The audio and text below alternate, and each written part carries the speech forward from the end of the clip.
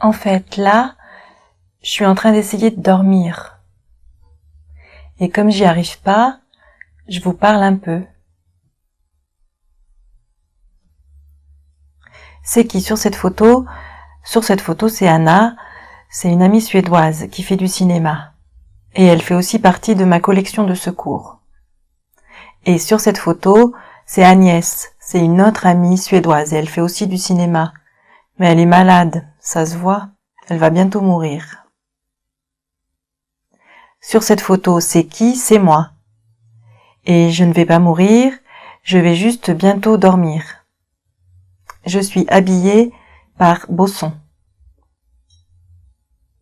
Et sur cette photo, c'est Elodie. C'est aussi une amie qui fait du cinéma. Elle est habillée par l'équipe des Verts de Saint-Étienne. Comme suédoise, ça fait donc Anna et Agnès. Et comme française, ça fait Elodie et moi. Qu'est-ce que fait Agnès dans un lit? En fait, là, Agnès essaye de mourir. Mais elle n'y arrive pas, et ça lui cause beaucoup de soucis. En fait, voilà ce qui s'est passé. Agnès est malade, et elle est très proche de la mort. Mais elle ne sait pas comment faire pour mourir. Évidemment, dormir c'est déjà compliqué, et donc mourir c'est encore pire, parce qu'il faut laisser tomber son corps complètement. Et ça, on a du mal à l'accepter au début.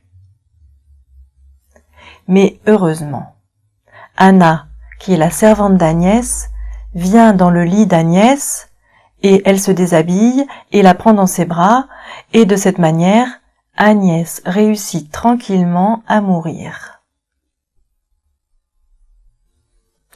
Pourquoi je suis dans un lit? Parce que si je suis dehors, ça fait un peu bizarre.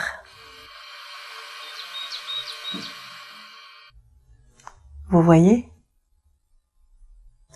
Enfin, Agnès réussit tranquillement à mourir dans un premier temps.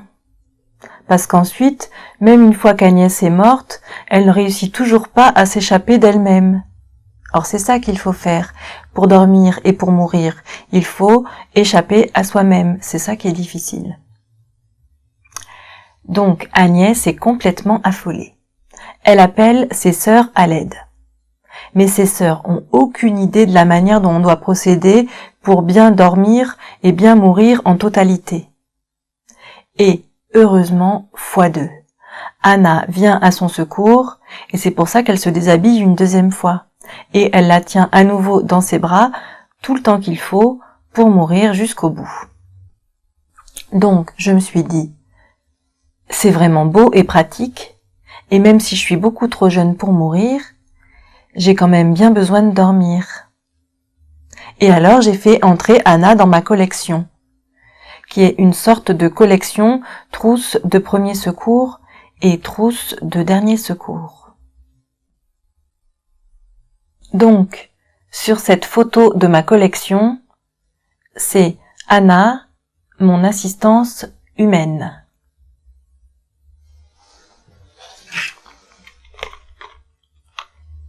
Et sur cette photo de ma collection, c'est Stilnox, mon assistance chimique.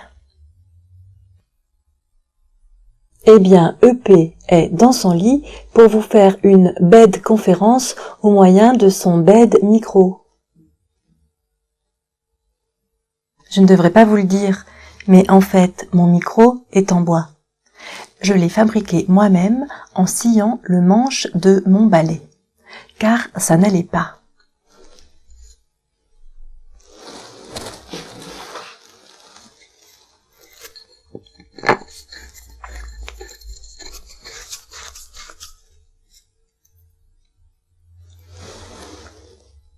Vous voyez?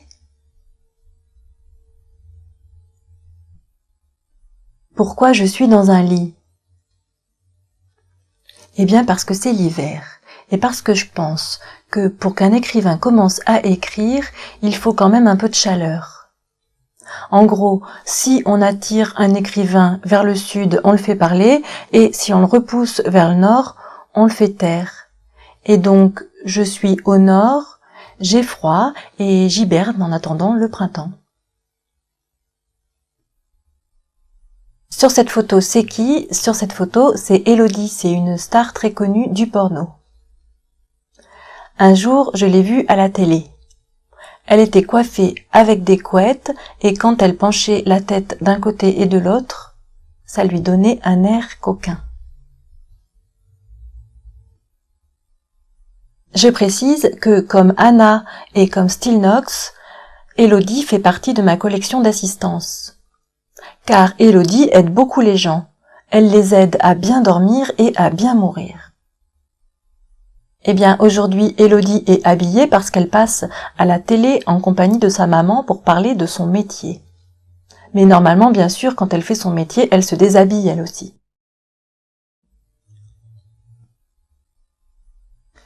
Aujourd'hui, je suis habillée parce que je suis à la télé pour vous parler de mon métier d'écrivain.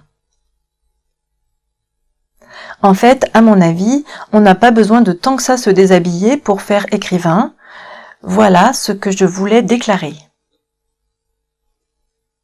Parce que, en réalité, on prend plus de plaisir quand on détourne l'attention et quand on tourne autour du pot que quand on tombe dedans, comme ça par exemple. Il s'introduisit en elle par une poussée rectiligne irrésistible que rendait facile l'absolue rigidité de son pénis aussi bien que l'humidité de la chair. C'est pas mal, mais c'est pas non plus génial.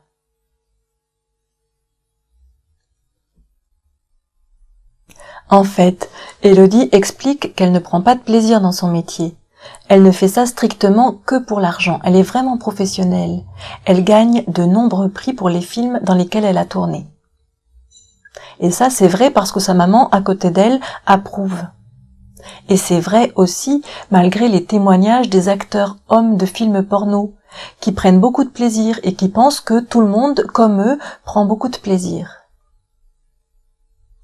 Évidemment, les acteurs hommes sont si enthousiastes qu'ils ont oublié la subtilité du paradoxe du comédien.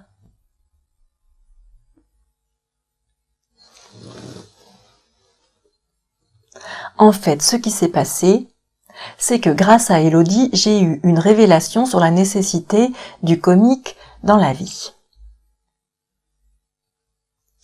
Un jour, dans le sud de la France, j'ai doublé une petite voiture dans laquelle j'ai cru la reconnaître. J'étais complètement exaltée par le comique de la situation. Aussitôt après, j'ai pensé que c'était peut-être pas elle, et même certainement pas elle. Mais me suis-je dit, c'est ça qui est tellement drôle, c'est que j'ai imaginé que c'était elle, alors que c'était n'importe quel clone du sud de la France, coiffé avec des couettes. Ce qui est tellement drôle, c'est cet écart de la star imaginaire à la non-star réelle. Et hop, je ris. En fait, ce qui était nettement plus drôle, c'était que j'avais doublé une star du porno. Mais ça, je l'ai pas compris tout de suite.